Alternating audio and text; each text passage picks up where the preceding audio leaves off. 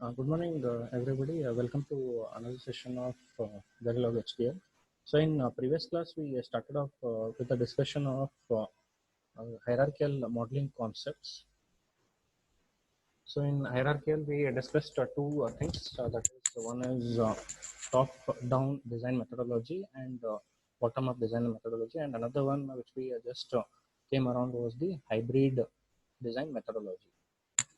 So these kind of methodologies are used in Verilog. Used in Verilog. So this is what top-down design methodology looks like. So you have the functionality which is defined over here, which will be classified as the top-level block. This functionality will be subdivided into sub-blocks. So these sub-blocks, if possible, they are further subdivided. If not possible, this becomes the last block, which we call as leaf cell. So here we have just assumed that it is possible to divide this. So if we divide this, and this will give rise to leaf cells, and this cannot be further subdivided. So these are discussions we had done in the previous class. And in bottom up, we do the reverse process. We take the basic building blocks, that is the leaf cells, and build the above sub blocks. Say using the gates, I build the flip flops, or using switches, I build the gates. So these kind of things. So then we have the macros. We can combine multiple macros and obtain the overall functionality, which will define the top level block. So which is the bottom up design methodology. In Verilog, we can have combination of both. Few of them can be implemented in the bottom up, and few of them can be implemented in top down approach. So this also we discussed leaf cell. Leaf cells are the last blocks which are last sub blocks which are there, and these cannot be further subdivided. So that we call as leaf cells. Then we have two things: logic designers, what they do, and circuit designers, what they do. So these all things we had discussed. So just to recap, logic designers divide the entire functionality. They divide the entire functionality, and circuit designers look at the last level, that is the leaf level design. So they look out for those things. So next one which comes is 4-bit ripple carry counter. So just an this also we had discussed, that is, if I have so this is the overall functionality what I want to implement. Now if I want to implement this, I can divide this into sub blocks, which is nothing but the T flip flops. So these are the sub blocks. Now this sub block can be further subdivided, and in order to obtain a T flip flop, I can make use of a D flip flop and an inverter. So here I have another this T flip flop is divided into two this thing, that is, one is D flip flop and one is the inverter. Say D flip flop can be obtained with the gates, and inverter is obtained with the say switches. It is obtained with the switches. Now here so here since these gates and inverters cannot be subdivided, they cannot be subdivided, we can term these as the leaf level cells. We can term these as leaf level cells. So this is just an example of say top down method. Now if I want to go for bottom up method, I start off using the gates to build a D flip flops and the inverters using the switches, and from here I build the T flip flop. Using these components, I build the T flip flop, that is the sub block, and using all the T flip flops, I build the overall functionality, which is the ripple carry counter here in this example. So that is the bottom up approach what you will be seeing. Before moving ahead, since we will be discussing 4-bit triple adder, just a few concepts to just brush up related to your logic design. So synchronous circuit, what is meant by synchronous circuit? Synchronous circuit implies that the clock pulse is applied simultaneously to all of the elements which are present in that digital circuit. That is, all elements have a common clock. Now example, we can just observe here. So this is a synchronous circuit. This is a synchronous circuit. So what is happening? We can see this clock is simultaneously applied to this flip-flop, which is an element of the circuit, and this is also another element of the circuit, and same clock is given to the next flip-flop, that is the element of this overall circuit. So simultaneously the clock has been, or clock is common to both the flip-flops. So this is what synchronous circuits looks like. Then what is meant by asynchronous? Asynchronous doesn't imply that there is no clock. There will be a clock, just this term goes off. This term goes off. Asynchronous doesn't imply that there is no clock. The circuit will be having a clock, but the clock will not be common between all the elements. Clock will not be common between all the elements. So that is, elements in the circuit do not have common clock. So example, you can just observe here, that is asynchronous. The same thing, if what I do, I give a clock to the first element of the circuit, but next element I am not giving any the same clock to this one. What I am doing is, as a output of the previous block, I am using it as a clock pulse to the next one. So here what happens is, this output, if you just remember JK flip-flop, this is edge triggered flip-flop because of this spike, what you can just observe here. So if I just observe here, what happens is, so I'll just assume that it is positive edge triggered. So when it is rising, right, only during this point, the flip-flop output changes. So it will remain same for the entire bit duration. So if next change has to happen, it will be happening at the next rising edge. So something of this kind. So Q will be changing only at these instances. Only at these instances. It will not be changing for in between any of the instances. And if this is the clock, right? So this clock. So when clock is rising edge, what happens is Q changes. So when Q changes, that is applied as clock to this. Now since it is positive edge triggered, right? If Q is 1, then only this flip-flop output will be changed, or else it will not be changing its output. Only when it is 1. If it is 0, it will not be changing. So it depends on how the circuit works. So in this we can just observe that clock is not common between this flip-flop and this flip-flop. Therefore, such kind of circuits are called as asynchronous. And these are also called as ripple circuits. These are also called as ripple circuits because what happens is, I start off clock pulse here. So such kind of same pulse to get applied to the next one, it depends on this. So this has to ripple around. Actually, this signal is not going over there. This output is acting as a clock to this. So indirectly what you're doing is, you are trying to ripple this clock around to the next circuit with the help of this output. Okay, that is what you're trying to do. So whenever this clock is applied, based on what change is there, 0 or 1, that will be sent here. So how this clock is rippled around in the circuit, therefore it is also called as a ripple circuit. Now before moving ahead, since we are speaking of counters, you might be using it in your Verilog lab also. So just a discussion on what are the different types of counters which are present. So you might have heard about up counter. So up counter counts from, say, for example, it counts in the ascending order. So if you start with 0, 1, 2, so on up to, say, it depends whether it is a decade counter or this thing. So for example, it will count up to 9. And if you want to repeat it, again, you send back the feedback and again it starts to count from 0 to 9. So next is down counter. Down counter will be in the reverse, 9, 8, so on up to 0. So it will be counting in this fashion. If you want to repeat it, you can design the circuit in that way. Then you have something called as up-down counter. So what does up-down counter imply? It will be moving in ascending and then back in descending form. It will be moving in ascending and descending form. So it will be 0, 1, 2, so on up to 9. Then from 9 again it will come back to 8, 7, then so on up to 0.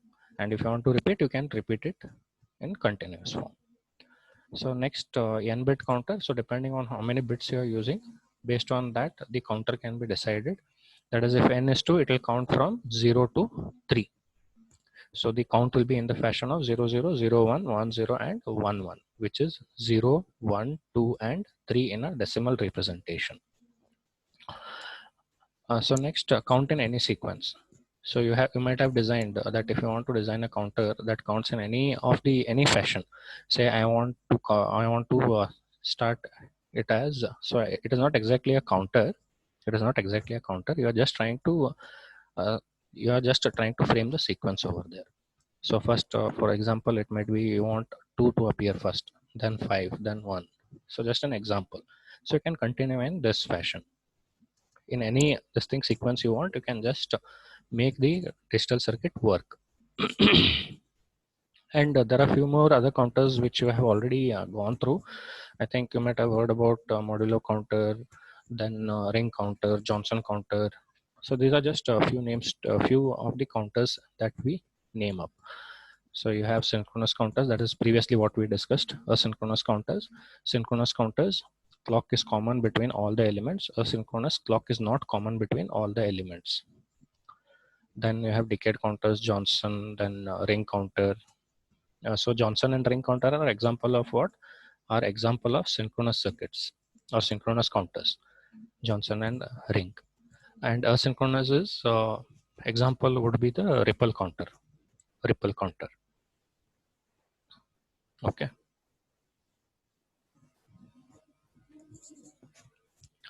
So let us move ahead with the 4-bit carry counter, ripple carry counter. So what is a ripple counter? First of all, I should know that it is asynchronous as I specified. Why it is asynchronous? So because when we consider the elements of the counter, ripple counter, all the elements are clocked independently. There is no common clock between the elements of the digital circuit. Therefore it is a asynchronous counter. And why it is termed as ripple counter? Because how the clock pulse ripples between the flip-flops, that gives rise to the name ripple counter. Now for example, if I want to if I have n number of flip-flops, if I'm using n number of flip-flops, for example, if I have 2 flip-flops, so this is a 2-bit ripple, say it is a 2-bit ripple counter. So if it is 2-bit ripple counter, the count will be 0, 0, 0, 1, 1, 0, and 1, 1. So this is this is the case. So if you have n number of flip flops, right, then the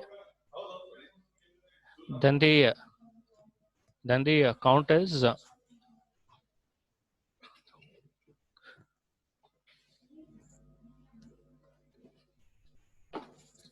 then it can count up to say if it is 2-bit, right, it is 0, 0, 0, 1, 1, 0, and 1, 1. So it is 0, 1, 2, and 3. So this one you can see that it is 2 raised to 2 minus 1, which is 4 minus 1, which is equal to 3. So therefore it can starting from 0, it can count up to 2 raised to n. It can be either up counter or down counter or up down counter. So any fashion, it can be in any fashion. Okay. So next we have ripple counter simulation. So wherein we can just see had just watch some online simulations.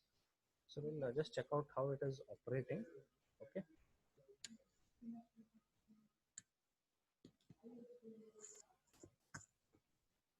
Any doubts up to this point?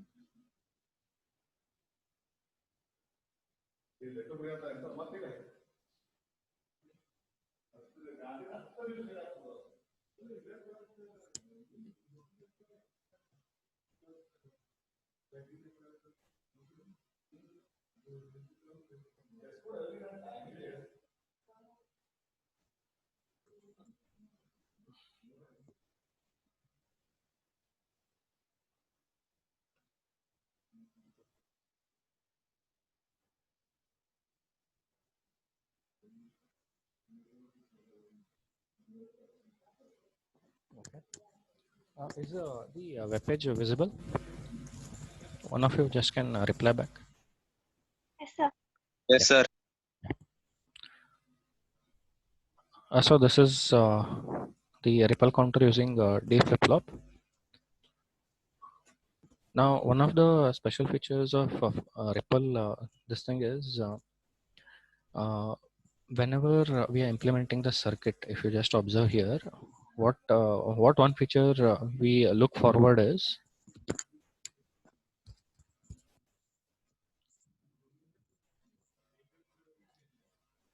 what we look forward is if you just observe what happens is if I just have the entire circuit right, what would happen is if I have given input right, say at the starting, so what happens is the count keeps on rippling. So if for such kind of things to happen, right, we should have something called as toggle condition in the flip-flop. We should have toggle condition. So for ripple counters, right, this is one of the requirement that toggling has to be present. And toggling is possible in JK flip-flop because when both are 1 1, right, you'll be having Q as Q bar. The output Q, that is the next, this thing will be equal to Q bar of the previous state, Q bar of previous state. So you should, JK is one and T flip-flop is another one. T flip-flop, which is a toggle. So if it is T is 0, output is 0. If T is 1, output keeps on toggling. So this is one of the important feature to remember in flip-flop. That's why you see like making use of JK and T flip-flop or D flip-flop built from, T flip-flop built from D flip-flop used in these kind of circuits. So here one example they have shown. So I'll not go in depth of that. So it is a counter which is counting say from 3 to 0 and again back it is doing it in that form. And it is a 2-bit counter. It's a 2-bit. So 1 bit is here, 1 bit is here. And if you just observe, Q1 is the MS bit and Q0 is the LS bit. So this is LS bit, this is MS bit. This is LS bit and this is MS bit.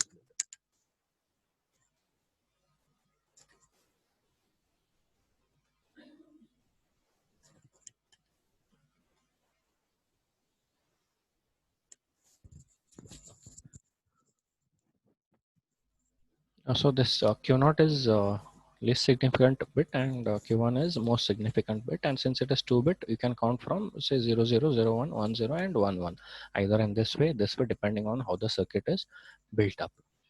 Now this is a online simulated this thing which is available. Now if you just observe now the present state of the flip-flops, Q1 is 1 and Q0 is 1. Now if Q1 and if Q0 is 1, its opposite will be 0. So that is what is represented here. And if you just observe output of Q0 is given as clock to the flip-flop for Q1. So if Q1, in this case, if Q1 is 1, Q bar is 0. So that is what is represented. So input is 0, 0. Now just try to observe what happens when I click this clock. That is, I am making it on and off. So I am just giving a clock pulse to that. So what happens? So see what happens to LS bit, see what happens to MS bit. So when I click it first time. So if you just observe what is the condition. So presently output is 1 1, which is equivalent to count 3. Now when I click it next time, what would happen? So here it is 0. So what should happen? This 0 should appear here. This 0 should appear here because it is a delay flip-flop. So it will appear after the clock pulse has been enabled. So when Q0 becomes 0, this would take time to reach at the other end. So the clock pulse, since it is applied continuously, we are making use of switch over here. But when it is applied continuously, this is how it counts. So clock pulse becomes 1, means when clock has changed, what happens is 0 propagated to the other end, Now when 0 propagated to the other end, what happened was previously what was Q naught? Q naught was 1. So if Q naught was 1, what was happening? This flip-flop, since it is positive edge triggered, this flip-flop was on. This flip-flop was on, so whatever was present here was given to the next state. So now let us see what happened. So when I gave the clock, Q naught changed to 0. Q naught changed to 0. But at the same time, what would happen is this would take some time. That is, previously it was 1. Now don't estimate that this is still this has to be 0. It is not like that. It is not like that. What is actually happening is, for this, whatever information is present here, for this to propagate here, it requires 1 clock cycle. So whatever present here would require 1 clock cycle after this. So after this has changed, it would appear here. So whatever value was present here. So now here, if I just click it once again, what would happen? So since this is 0, so it would previously it was 1. So that one appears after some amount of delay here, and this one will be applied to this flip-flop. So once 1 clock pulse is over for this case, during the next this thing, what happens is, since this is 1 at that moment, whatever output was present, that will be rippling out here. So 0 was there, 0 would be coming here. So it will take time to go ahead. So now all are zeros. So Q and Q naught and Q1, that is, it is 0 0. So that 0, so Q bar will be applied. So 1 and 1 will be applied. So this keeps on continuing. This keeps on continuing. So after 1 clock pulse for each, you will be getting the overall result. So this is how it is just represented. So when you see, what would happen is, slowly there will be a transition happening in Q naught and Q1. Q naught and Q1. So that is what you will be observing.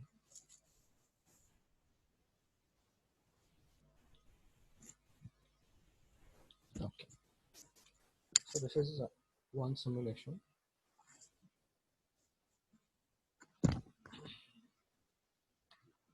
So in the circuit, you saw that I have given clock pulse to this.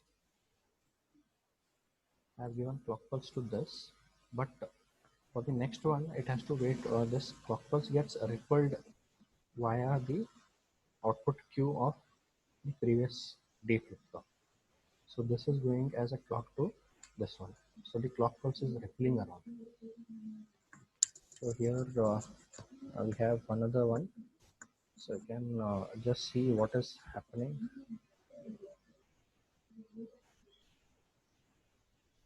So just observe what is happening. I don't know if there's anything over there.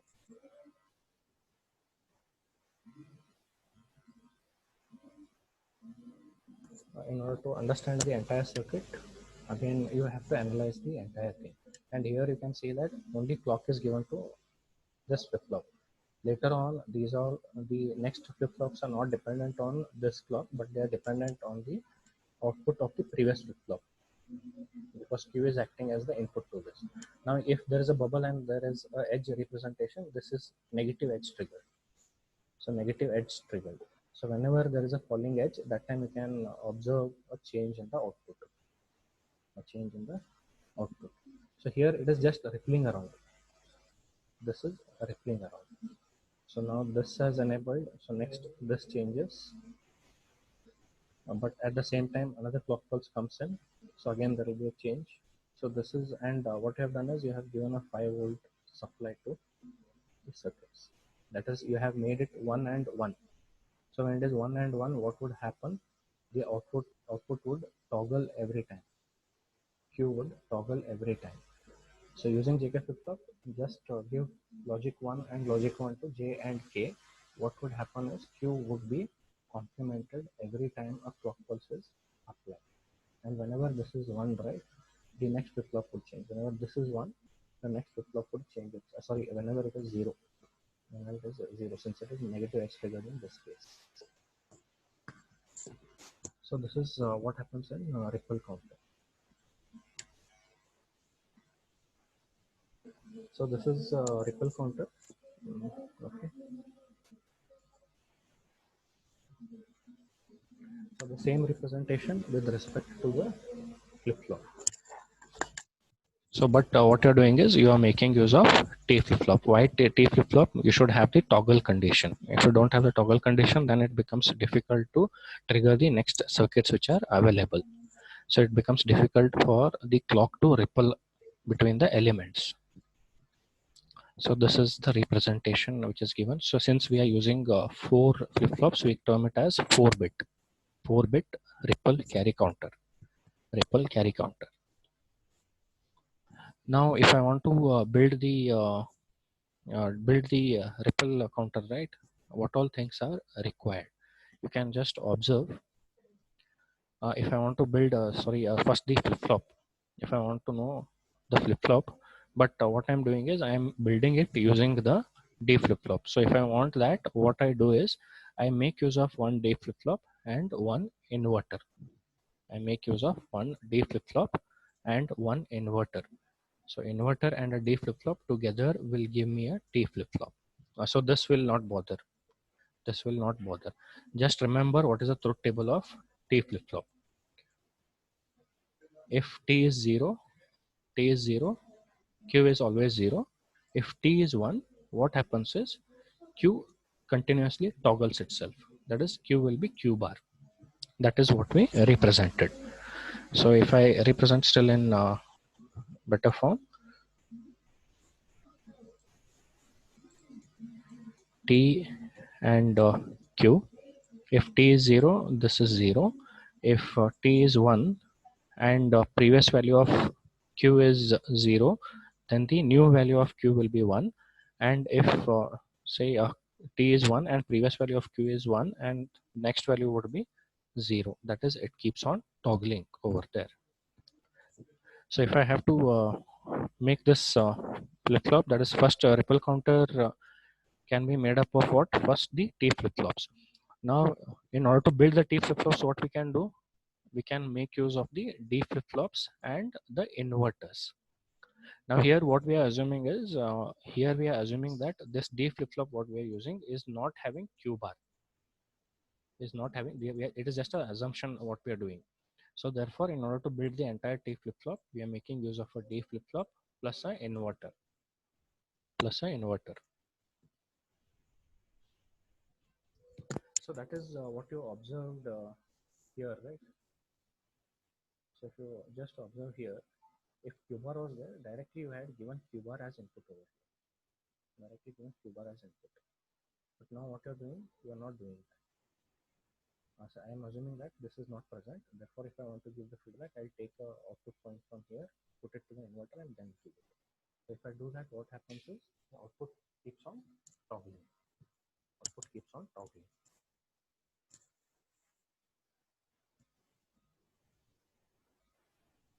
So that is what we are trying to do. So the functionality, what is required? Functionality is to implement a 4-bit ripple carry counter. So this is like a top level. Now what I can do, if I want to implement this, I can make use of T flip-flops. I can make use of T flip-flops. How many flip-flops will be there? There will be total of 4 flip-flops. 4 T flip-flops since it is 4-bit.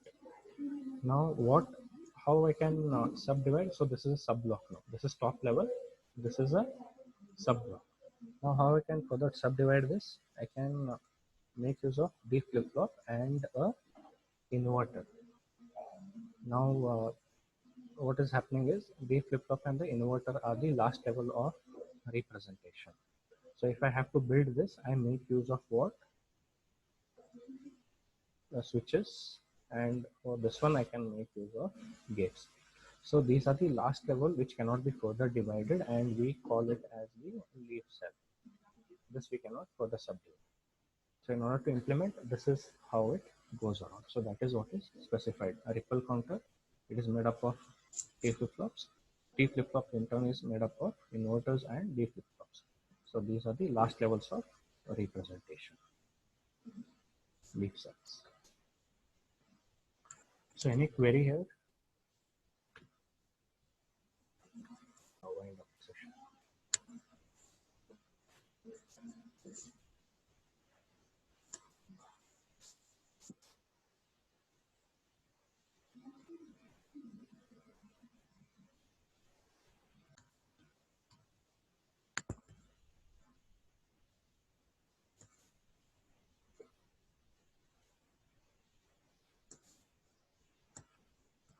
So now if I want to build the 4-bit ripple carry counter, I can make use of the hierarchical design concepts what we had discussed in the previous slides. That is top top down approach, and bottom up approach, or combination. So we'll not go for a combination at present. Later we'll be checking out these. So if I want to implement the ripple carry counter, I can build it using the hierarchical methodology what we discussed. So one is top-down approach. So in top-down approach, what I do is first I define the functionality. What is the functionality? Functionality is to implement the 4-bit ripple carry counter. So which defines the top level block. Now this top level block has to be divided into sub blocks. Is it possible? Yes, it is possible. So in order to define that, we divide this functionality into implementation using the T flip-flops. So we divide this one into the sub blocks which will be containing T flip-flops. If it's a n bit counter, it will be containing n number of T flip-flops.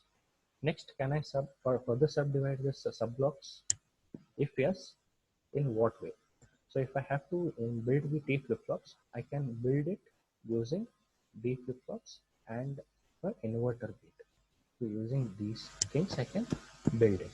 So these are the basic building blocks. D flip-flops and the inverters will be acting as basic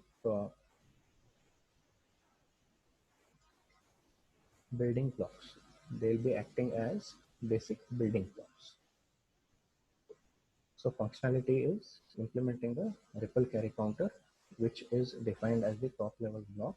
This top level block, if I want to divide it into sub block, if possible, I'll divide it. So in our case, this ripple counter will be subdivided into number of T flip-flops. And these T flip-flops can be implemented with the help of D flip-flops and the inverters. And these are the basic building blocks. So this I cannot further subdivide. So I classify them as the leaf level cells. These are the leaf level cells. Now if I want to go in the reverse form, that is the top down is done. Bottom up approach. So first, using all the basic building blocks, I first build the T flip-flop. So using what? I can build it using an AND gate, OR gate, or any other gate, whichever is possible. So you are building this flip-flops. Even you can build the flip-flops using the transistors. So in this case, using the basic building blocks, you are implementing D flip-flop. First, build these things. And using the switches, you build the inverter. So you have got the basic building blocks for implementing the T flip-flop. That is the next stage. So once you build D flip-flop and the inverters, these act as the basic building blocks for the next stage. That is obtaining the T flip-flop.